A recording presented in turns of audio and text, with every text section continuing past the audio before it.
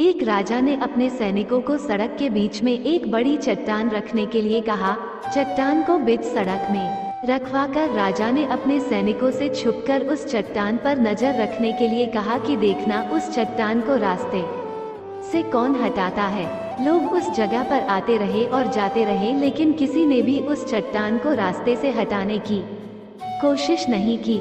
उस चट्टान के पास से लोगों के गुजरने वालों में राजा के कुछ करीबी लोग और शहर के बड़े व्यापारी भी शामिल थे, और उनमें से कुछ लोग तो राजा को ही कोसने लगते कि क्या राजा इस चट्टान को भी रास्ते से नहीं हटवा सकता।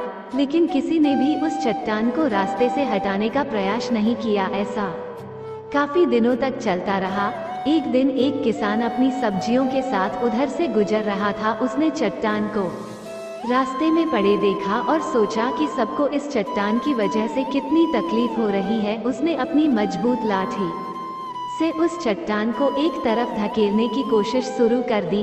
काफी कोशिश के बाद वो उसे सड़क से हटाने में कामयाब हो गया।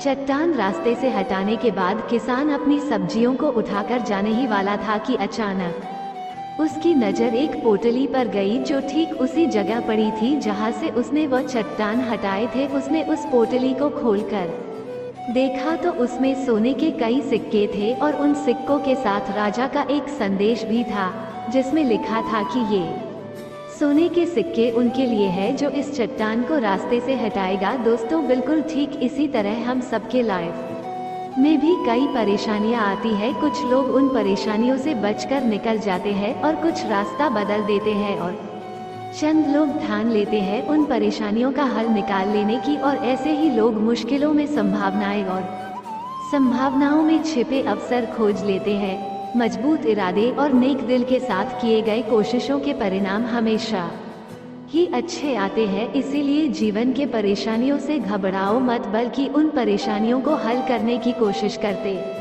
हुए जीवन सफर में आगे बढ़ते रहो।